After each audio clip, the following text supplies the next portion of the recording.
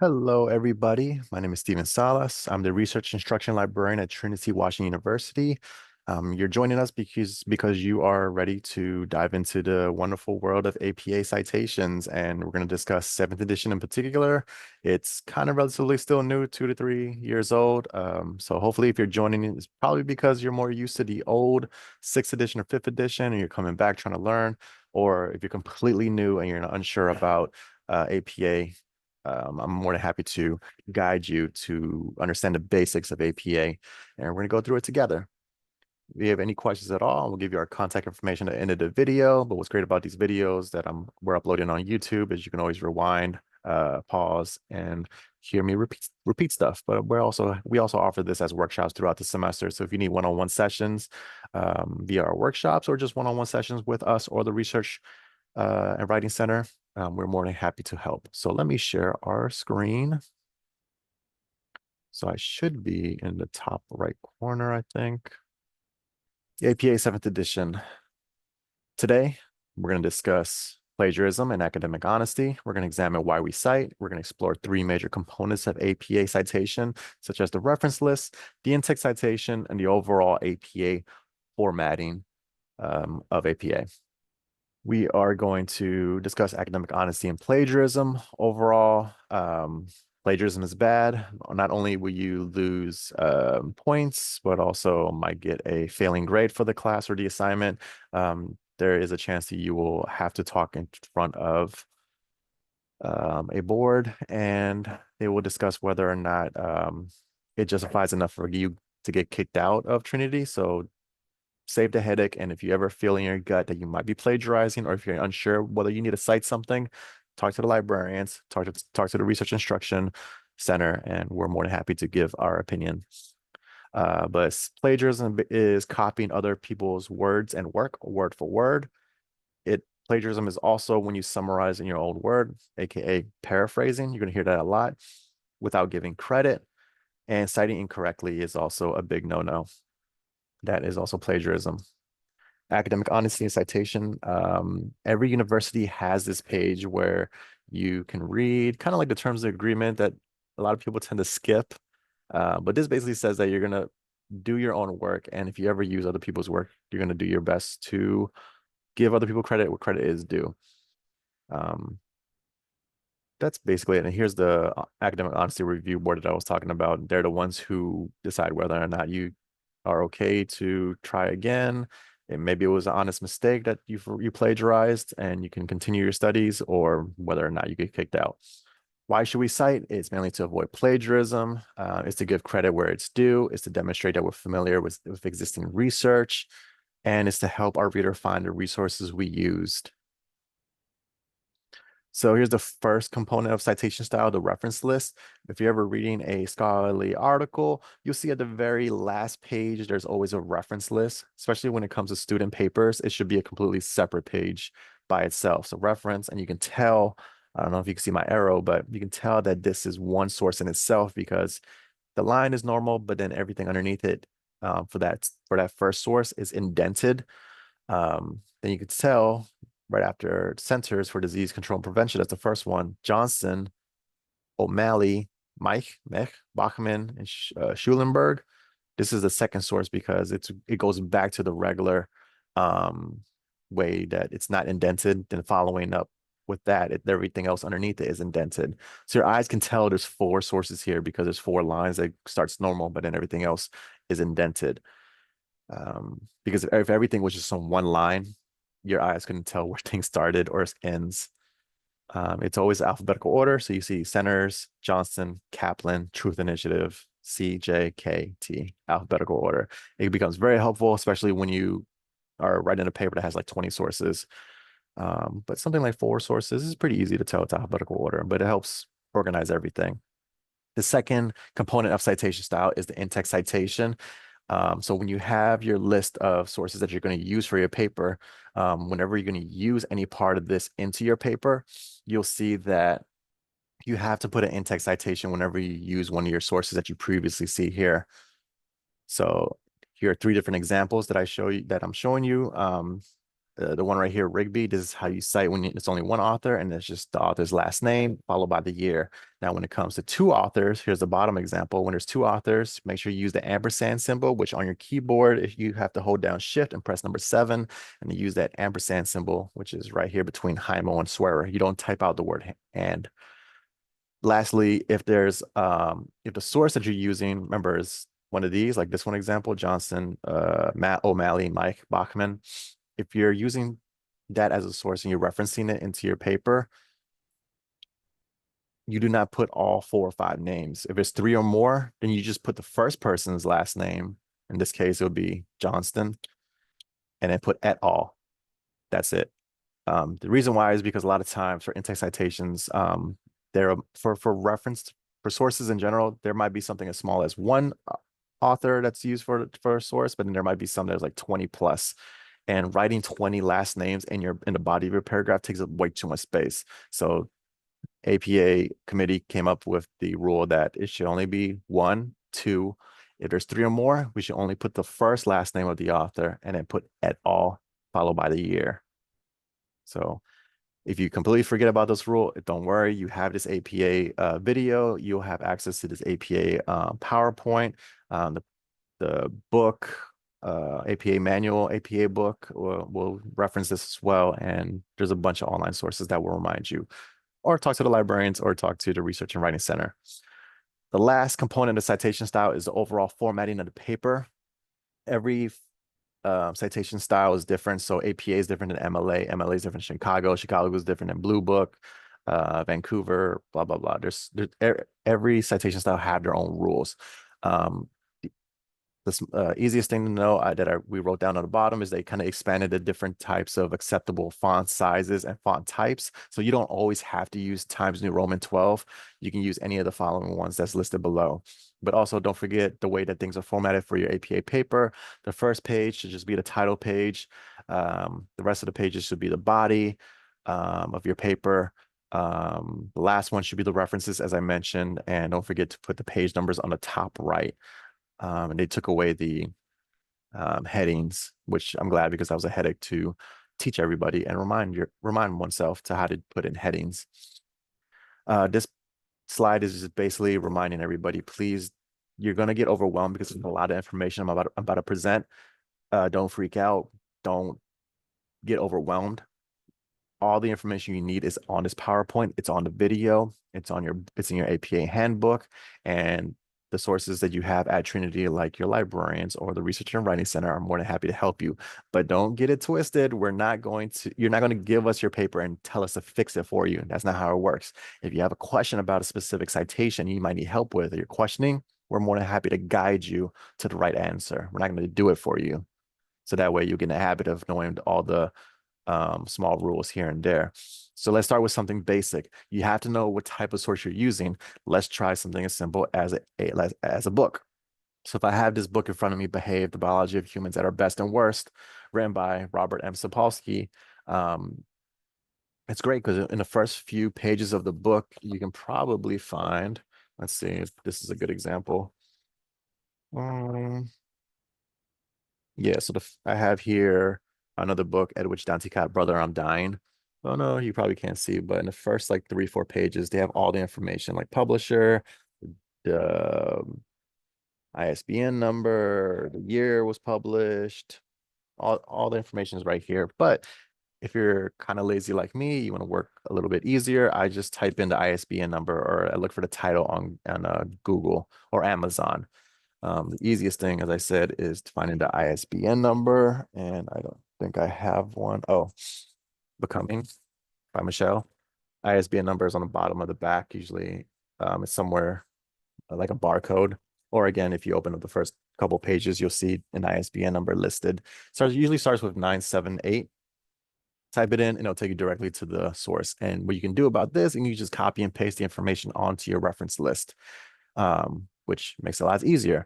But if you're not sure how to start from scratch, don't worry. I created a template for you. So unfortunately, having a template listed in PowerPoint I kind of noted here, template. If you copy and paste this to the Word document, you may lose this formatting. So make sure you fix it to whatever font type and size you're using. Remember, you're not limited to just Times New Roman 12, unless your professor says, I want Times New Roman 12.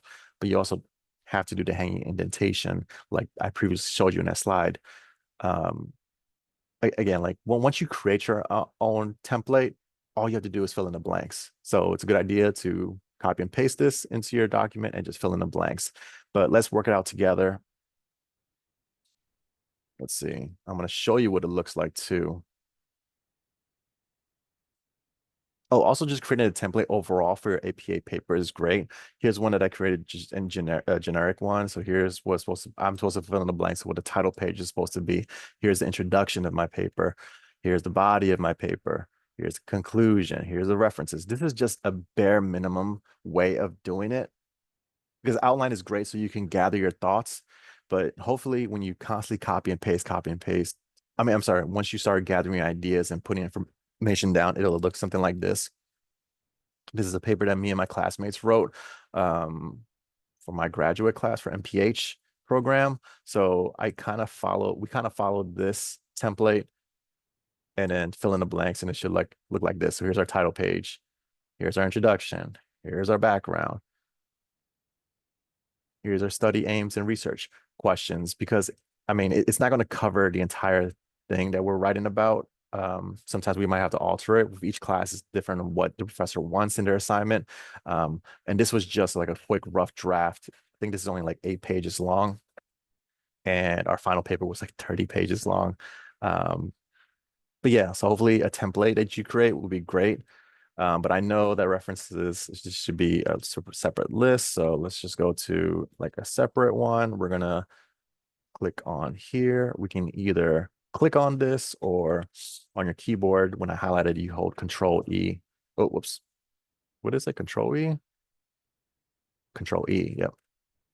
Control E, and it'll take my what I'm about to write in the middle of the paper. So reference, make that bold. I'm gonna go down one or two by pressing the enter button, and I'm going to line left. So I'm going to go back here. So this is what I was talking about. You can more than, if you find one online, a template to create a reference list, that's great. But let me make this a little bit bigger. So when I copied and pasted, I created the text a lot bigger. So it's Arial 28 on the Word document. That's because I needed it to make sure it looks big on the PowerPoint. So again, when you copy and paste it into your Word document, you might have to fix it. So let me highlight it. Let me change its Times New Roman, and let me bring it down to 12. Huge difference of how it looks, right? But now we just fill in the blanks. Let me make sure we can see. Okay, so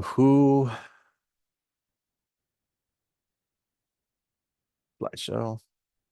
What is the author's last name? Right here, we have Sapolsky. So we fill in the blank. Sapolsky. I'm going to type that in.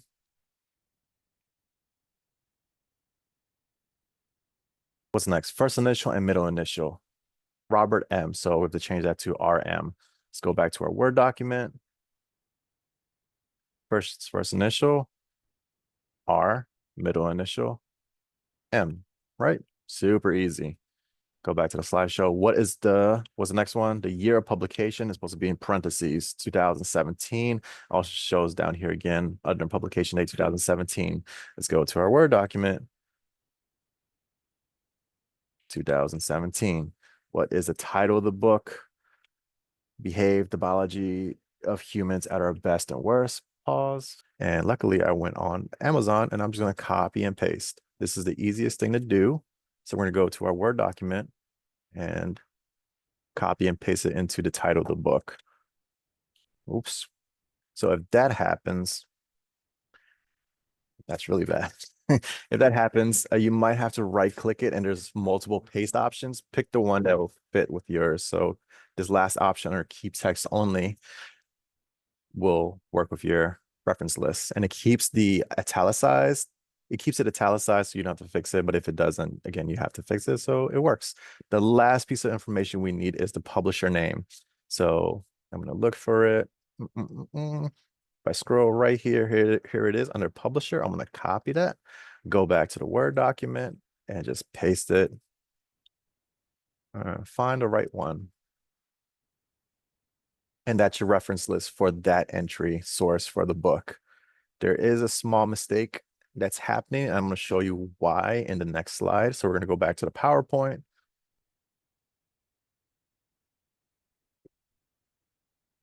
So it should look like this, color coordinated and everything. Author, Sapolsky RM, we did that. Year of publication, 2017. Book title, Behave the Biology of Humans at Our Best and Worst. And lastly, the Penguin Books publisher information. So this book title, Behave, the way it's structured, it's different than how we wrote it because we just copied and pasted, right? And a lot of times citation generators would do the same thing. It kept it as a title case option, which is not correct for APA. It's supposed to follow the sentence case structure, which I listed here.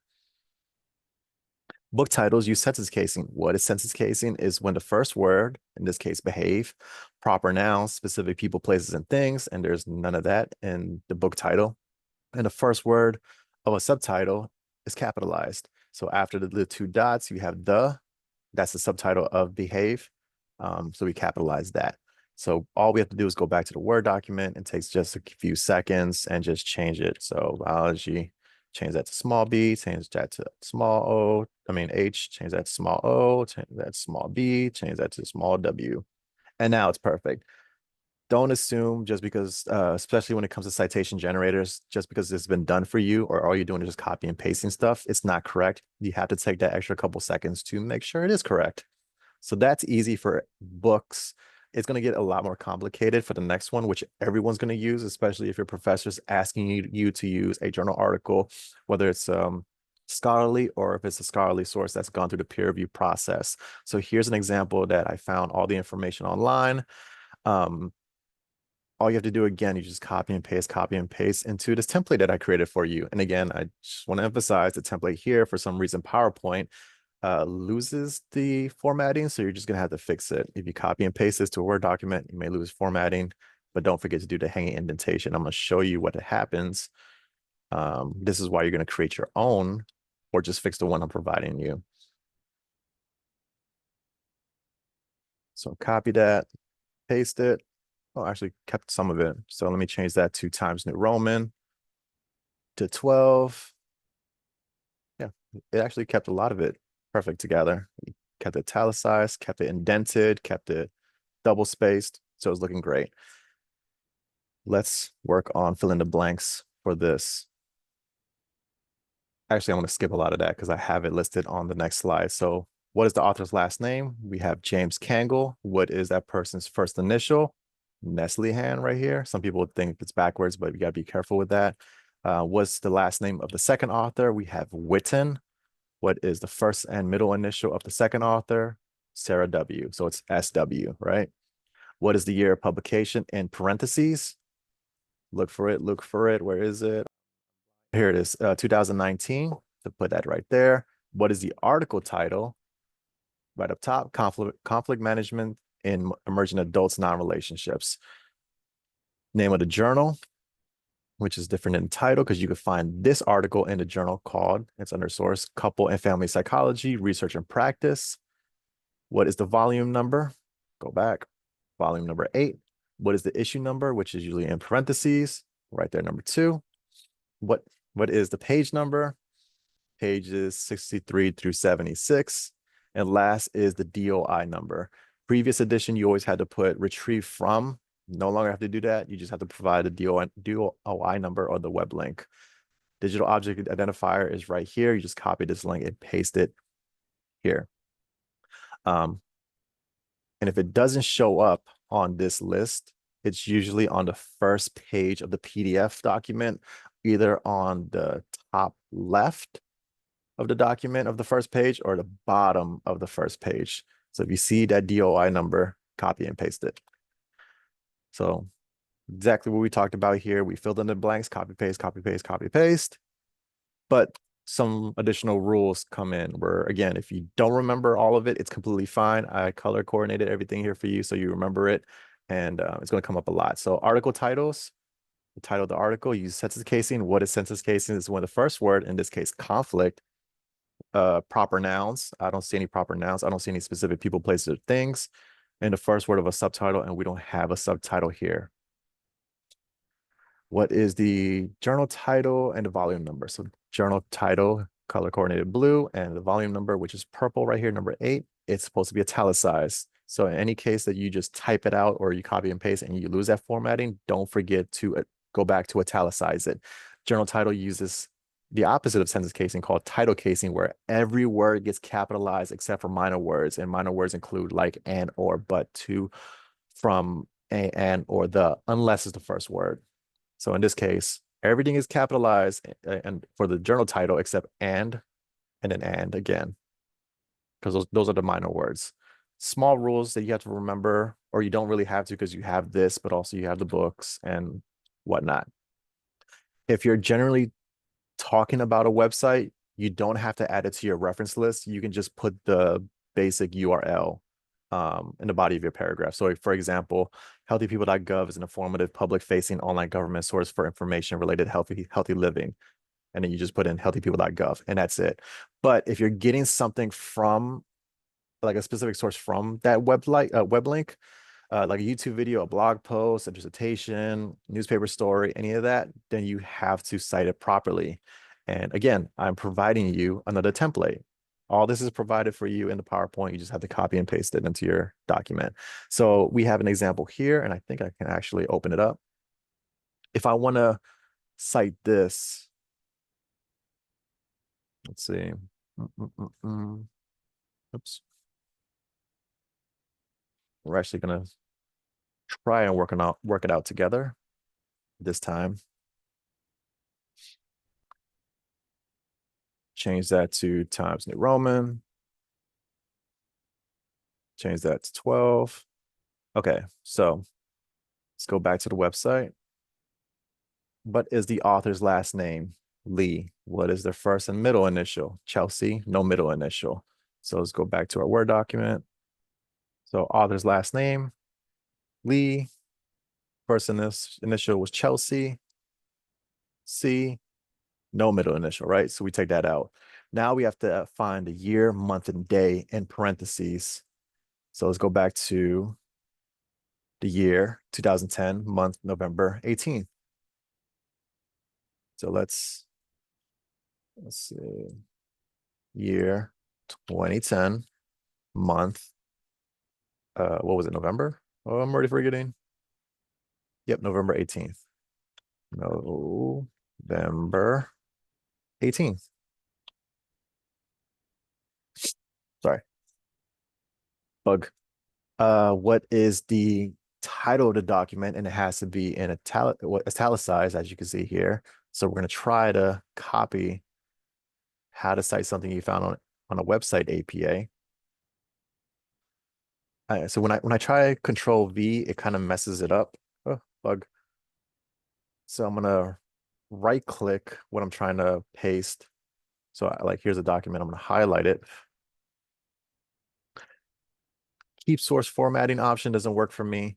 Merge formatting does look like it works. Maybe we're gonna do keep text only, this third option for pasting.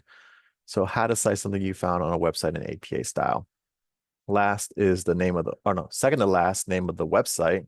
What is the name of the website? And can I copy it? APA style blog, and I can't copy it. So I'm just going to type it. APA style blog. And the last piece of information is the URL. And the URL is in the top right here. Copy that and paste it. Okay, does it look good? Does it follow the rules? Let's see. Go back to our PowerPoint. Go to the next slide. Does it look right?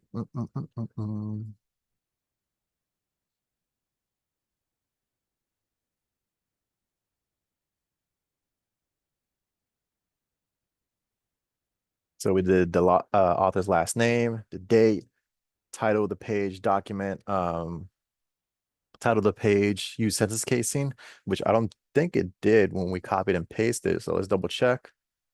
How to cite. Nope, that's not a specific place's thing. Person, place, or thing. No. Found. Website. I think the only thing that gets capitalized is APA because that's a specific citation. Yep. And a URL. So title page uses sentence casing. Sentence casing in the first word. How. Proper nouns. No proper nouns. Oh, except for APA. Because APA is a organization. And the first word of a subtitle, and there's no subtitle here. The website name uses title casing, so everything is capitalized except for minor words. So everything, there's no minor words, so everything is capitalized. Just the first word, first letter of the word. Um, and that's it in the URL. I think that matches with what we have in a Word document. Yeah, looking good. That was pretty easy. Hopefully the templates are very helpful for everybody. I know it can be very daunting to remember all these small rules, and especially when it comes to sentence casing and title casing and what's supposed to be italicized. But that's why we created this separate slide to give you examples for every little rule. For instance, sentence casing here is, I have an example right here. Remember, the first word gets capitalized. Book Proper nouns get capitalized, like specific people, places, and things. And the first word of a subtitle gets capitalized. So book titles, article titles tend to get use sentence casing. In this case, we have the example, the first word, criminal justice activism of Naomi Osaka. That's a specific person, so that's a proper noun. Followed by the subtitle because it has those two dots. A case study, A gets capitalized, case study in the criminology of celebrity culture. That has an example of all those three rules of what sentence casing is supposed to follow. In the case for title casing, capitalize all major words in the title. It does not capitalize minor words like and, or, but, from, to, a, and, or, the, unless it's the first word. Use title casing for journal titles in your reference list. So here's an example. An insight into the life of a middle-aged American. So and is a minor word, but it's the first word of the title, so that has to get capitalized. Everything else except the, of, a, those are minor words. They do not get capitalized. Italicized, what's supposed to be italicized? Whole works like books, journals, films. You would italicize the title of a journal or a book because it's the entire work, but you would not italicize a chapter or article title because they're only parts of a whole. So pop quiz. When I say pause the video, pause it so you can work on it on your own. But I have two examples here, and the reason why I want to bring this up is because these are examples of when I use citation generators to do the work for me to create a reference list. It gave me something wrong, and I want you to figure out what is wrong with well, which one is correct and which one is wrong and why is it wrong. So I'm going to give you 5 seconds. Feel free to pause the video at any point. I'm going to count down. You tell me which one is correct, which one's incorrect. 5, 4, 3, 2, 1. Okay, so did you pick the bottom one as the one that is correct? And did you figure out why it's correct as opposed to the top one? And if you said that the first name is fully spelled out, then you're right. We do not care about the person's full first name or middle name, just their last name. Everything else gets initialized. Second one is correct, which one is incorrect, and tell me why it's incorrect. Feel free to pause it. I'm going to count backwards from 5, 4, 3, 2, 1. Did you pick the top one as the one that's correct, and why? Because if you said that the bottom one is using title casing for everything, but as a matter of fact, it's not just title casing where everything is capitalized, but all the minor words get capitalized.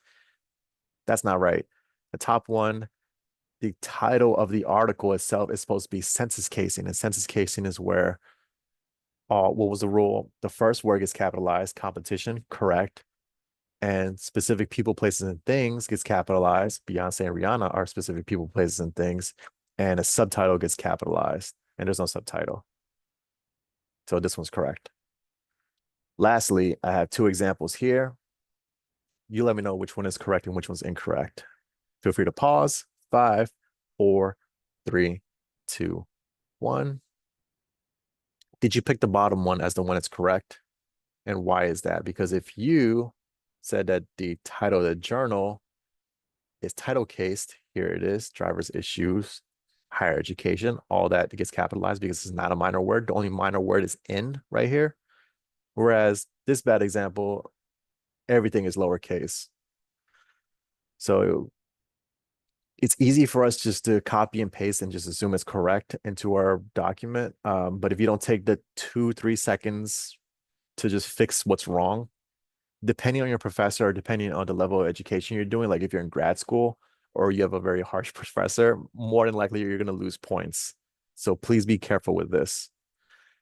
That's what I feel like the hard part is. References, I feel like the hard part is, but I get a lot of students coming in needing assistance for in-text citations. And remember, this goes in the body of your paragraph. And I feel like it's the easiest because you only need to provide two pieces of information, the last name and the year, and that's it. If you're paraphrasing, that's it.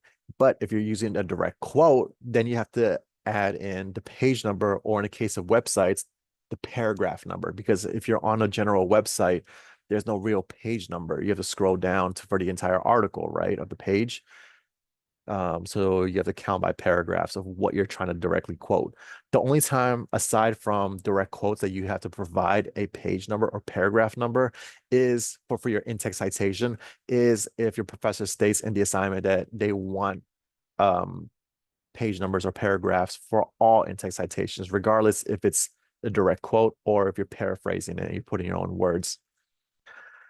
The most basic example I have right here in the middle is recent reports state underserved communities experience numerous environmental challenges. So this is, I have a reference list, and it's Haberl wrote an article. It was published in 2017.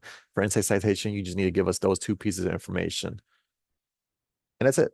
Remember, it has to be in parentheses, and the period goes after the parentheses, not inside the parentheses. We see a lot of mistakes with that too.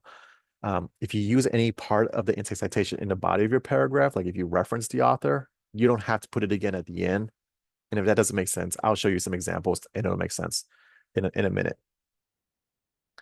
So that's an easy example for one author. What happens if you have two authors? In that case, remember, you have to use the ampersand symbol, which on your keyboard, hold down Shift, press number 7, and you have the ampersand symbol for the word and. So we have Jones and Schumacher, 1992. Feel free to read the example, but again, it's another example of how it's listed for two authors.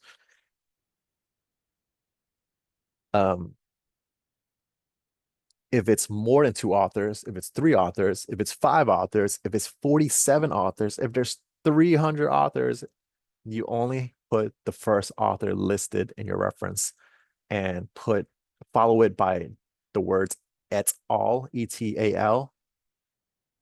That essentially means and others.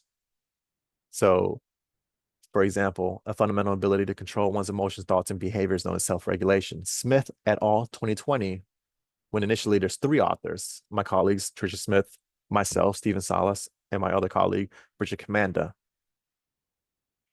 For your reference list, you definitely want all the authors listed, but for the in-text citation, we only care about the first author and put et al. So we know that there's multiple authors. There's more than two. So there's 3, could be 5, could be 20. Okay, so here are a variety of examples that you can use to up your game when it comes to in-text citation, because it's very easy just to put the in-text citation at the very end. But once you get comfortable, you can actually incorporate stuff that you used, like the author's last name, into your sentence, and you don't have to put it again at the end. So here's just an example of a reference list that we created. Haberl M, that's the author's last name, wrote a paper in 2017 titled Fair Housing and Environmental Justice, New Strategies and Challenges. In the journal, It was published in the Journal of Affordable Housing and Community Development Law in volume number 26, issue number 2. You can find a specific article between pages 271 and 280. Now, if there was a really good quote that I found on page 274, and I would use it for my paper, you can use it, but be careful you're not overdoing it with the direct quotes. Because if you use too many direct quotes on your paper, it doesn't give the indication that your professor, you understand what's being written. Because anybody could just copy paste when it comes to finding information. But you have to show your professor that you understand what's being said by paraphrasing and putting your own words. But now let's say I would recommend maybe like one direct quote every 1 to 2 pages. But here we have an example of what you would do if it was a direct quote. You would put it in your paper like this: environmental justice population, low income and minority communities often are exposed to cumulative environmental burdens. Haberl, 2017, page 274. Remember, direct quotes, you have to give a page number or you have to give a paragraph number. Now, if you're trying to paraphrase it, like let's say I already use a quote on my page and I can't do it again for this because I don't want to overdo it with the direct quotations. I have 4 different examples here of how you can paraphrase this direct quote. And it takes a lot of work. It's not something you can just automatically get. It's a lot of practice. What I would recommend is look at a direct quote, say it out loud, and then don't look at it for the next 10 minutes, and then try to explain a direct quote to somebody who's never heard of this paper or this direct quote and try to explain it. And when you do that, you're less likely to want to change a few words and claim it as your own. Because if you just change 1 or 2 words from this direct quote, that's plagiarism. Here's the first example, the most basic way, where we just put the intake citation at the very end of the sentence. Recent reports state underserved communities experience numerous environmental challenges. It's in my own words. It touches on a direct quote and it covers the main point. Easy. But what if you want to change it up a little bit? What if you want to incorporate the author's last name into your sentence? The second bullet point shows you exactly how to do that. According to Haberl, 2017, undeserved communities experience numerous environmental challenges. You don't have to put it into citation again at the end. You just put it into your sentence the way you have it. If you want to change it up again, Haberl 2017 argues that poor communities are subjected to many environmental challenges. Again, the 3 ways that I've shown you so far are in our own words, and it's not a direct copy of that direct quote. And again, it touches on what the main point. Lastly, in Fair Housing Environmental Justice, which is the article, the title, Haberl 2017 states that minority communities contend with several environmental challenges. So any 4 of these examples would be good because it's paraphrased in my own words, and I understood that direct quote, and I want to incorporate it into my paper because I'm probably researching this specific issue going on.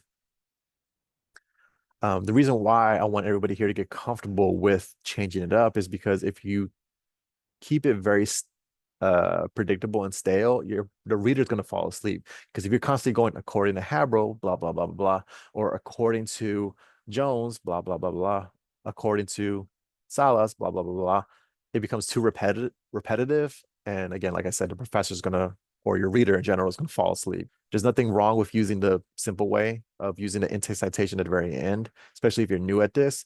But once you get comfortable, you should be able to change it up. So here is an example of a reference list, Gavin D, the title of the article, where you can find it in the journal, the volume, issue number, page numbers, and the DOI number. Now, if I told you to create this as an intake citation, how would you create it? I have the answer right there for you. What are the 2 pieces of information I need from you? The last name of the author or authors, and the year that it was published. The only time you do page numbers if it's a direct quote. In this case, we're just using those 2 pieces of information. Now I have the second one here.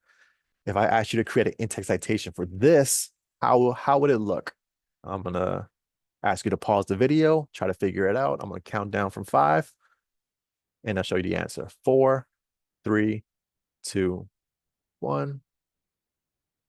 Did you get this? Remember, you have to use the ampersand symbol for the author's last names. Do not type out the word "and," because if you're in grad school or you have a very strict professor, you might lose a point here or there. Lastly, what would the in-text citation look like for this when there's obviously we have 2, 3, I can't count, maybe like 10 authors here. how would it look like for an intake citation? I'm gonna count down back from 5, 4, 3, 2, 1. Did you get this? Remember, you have to use the term at all after the first author's last name because it doesn't matter if there's 3 authors who wrote the paper. I've read papers that had like 20 authors. Doesn't matter, there's 50 of them. You just, for the intake citation, you just put the first author's last name followed by et al. And the year. And that's it.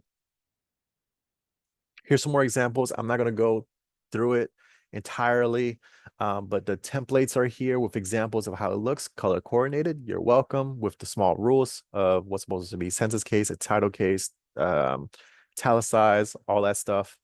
This is how you do it for films. This is how you do it for YouTube videos. But what if there's missing information? Like, for instance, what if there's no author? Let's use this example right here. All 33 Chile miners freed in flawless rescue. So you go through it. I don't see it. Usually the author's last name is somewhere here, right? In the first few lines. It's like written by, scroll down. I don't see it. Lots of ads. Nothing, right?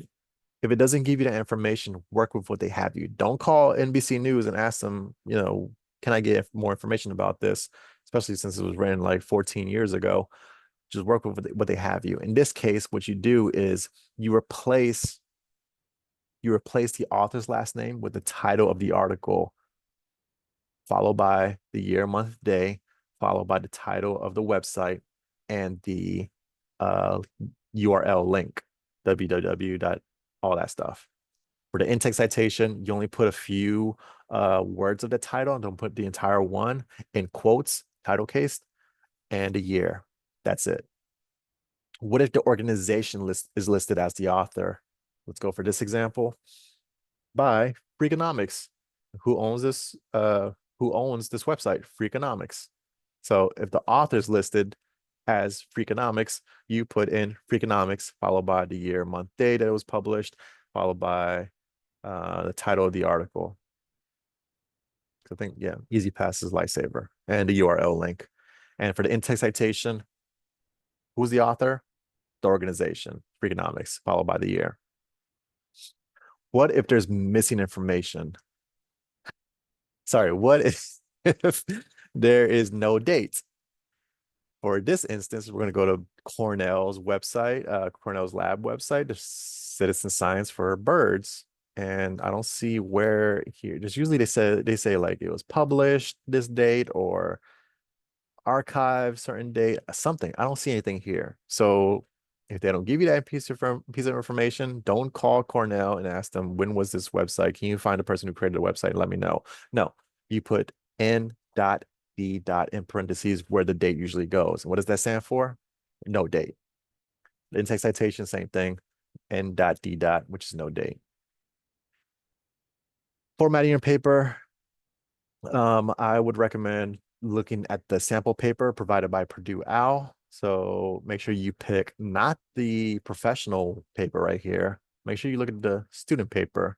What I like about it is there's so many annotations here to remind you of what is supposed to be included, including like small rules like the page number up top here. As you go, you'll pick up on small things here and there, and just doesn't have to be completely perfect like this, but it covers a lot of it, including like charts and this and tables and stuff, which if you're not using tables and charts, don't feel like you force yourself. You have to use that. Here's a reference page, which again reminds you alphabetical order, the DOI number, and all these small rules here and there. So it's great to look at just to compare and contrast. There's definitely some videos you definitely want to look at to remind you how to double space, where page numbers go. And this biggest headache that we used to deal with back in the 6th edition was running head or headers. It was so bad. I probably actually want to show you how to do a hanging indentation because a lot of people don't know how to do that on the Word document. So let's do these two right here. First of all, there's something wrong here. Remember, it's supposed to be alphabetically in alphabetical order, right? So this should be moved up here. So we have two here. Lee, L goes before S. Let's pretend that this was not formatted correctly. So let's take away that it's double space, and let's take away that it was hanging indent. So you might, if you start like from bare bones scratch, from scratch and bare bones, it might look like this, and you need to know, how do I double space it and how do I do the hanging indent? Let's pretend there is another one here. Let's see. Maybe this one is Walter J. For argument's sake, let's say we have three here. Oh, whoops. I want to make sure this is double space. The easiest thing on your Microsoft Word is, if you look up here in the tabs, there should be under paragraph, these two lines going up and down, followed by lines in the paper. Line is paragraph spacing. You pick double, and that's it. And what you can do is also highlight this, and I think it's, nope, that's not it. Okay, I haven't figured it out, but typically what I remember is if you highlight it and hold down Control and T, it's supposed to be a key shortcut for hanging indentation. I was watching videos and it worked for other people, but for some reason mine isn't working. So if it isn't working for that keyboard shortcut, what you can do is highlight. Hey, what you can do is highlight and go to right click the where you're highlighting and click paragraph, go to special, click hanging, and the default should be 0.5 inch. So click OK. So the first line is OK. The bottom one should be indented by 0.5, and that's how it's supposed to look. I know a lot of people aren't familiar with this, and it looks different. And again, it'll look different if you're on like a Word document online, Google Drive. So let me use an example on Google Drive. If I'm trying to remember how it looks. All right, I kind of cleared the formatting for this one. So a lot of it, whoops, a lot of it has to be fixed again. But in terms of just double spacing and doing a hanging indentation, make sure you highlight it, go to format, go to align and indent, go to indentation option, go to special indent, make sure you pick hanging, and by default, make sure you put, it doesn't show as default, but it should be, sorry, 0.5. Apply. So the first line should be normal. Everything underneath it should be indented. And I'm trying to find out, where do we do the double spacing, which I think is this one. Line is paragraph spacing. It's 1.15. Let's change that to double, and I was looking a lot better. Where to find more answers, the APA publication manual in your book. There are a variety of websites like the APA style blog or Purdue OWL. They had that sample paper. That's a good source that I use a lot too. Excelsior.edu. It's great as well. Here are some further questions that may come up, like what does APA stand for? American Psychological Association. What is the big differences between the 6th and the 7th edition? No more headers, publisher location not used anymore in reference lists. Don't have to use the term retrieve from for DOI links and web links. What numbers should the hanging indentation be? 0.5. What are citation generators and can I use it? Yeah, but citation generators are tools to create citation to a source you want to use for your paper. Can be found in the database we use. Specific websites like mybib.com, and Microsoft Word has their own built-in citation generator as well. You can use it, but it's rarely 100% correct. Just make sure you fix any mistakes and not just copy and pasting, assuming it's correct. Is there a citation generator you would recommend? Zotero, mainly because it's free. I definitely recommend it because, let's go back. It's great. Let me show you how it looks like. I would recommend you watch some videos of how to use it because it's a program you have to download either on your phone, on your desktop. And it kind of looks like an iTunes store. I don't know if iTunes store is still around, but and there's like a extension that you can add to your browser. So if you're at a web link or you see like a scholarly paper, you just click that button and it adds to this program here.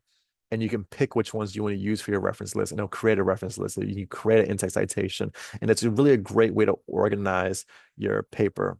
Think of it as something you'll use before your annotated bibliography. You could write notes, you can organize it, and God forbid your laptop breaks and you lose everything. But because it's a program online, it's virtual and stuff, you can just go on another computer and look at your citations so you don't lose it. Stays sync, it's collaborate freely. So if you're in a big group and you want to constantly add more sources, you can do that. Yeah, and it's free. Like I said, there are other programs out there, but they're not free. Can I self-plagiarize? Yes. And if you are curious about that a little bit more, feel free to stop by the library. I'm more than happy to talk about it some more. I'm sure you can Google and try to figure out what self-plagiarism is. Thank you so much. Here's our contact information. The best way to get in contact with us is this email, trinitylibrary@trinitydc.edu, mainly because it is shared amongst all the librarians. So if I can't get it, if I'm not in that week, someone else will be able to reach out to you. You can request a virtual appointment. You can come to our workshops. If you go to our library homepage, actually, scroll down, you see right here, Research and Writing Center. You can set up an appointment with a writing tutor or a research tutor, depending on what you need, and fill in the form, and we'll assign you someone who is available. They do offer walk-ins, but make sure you pick a day and time that works with people's schedule, because not everybody's there at all times. We try to, but stuff comes up. You scroll further down, here's all the workshops throughout the semester. It is virtual, but also we are hosting it in person as well.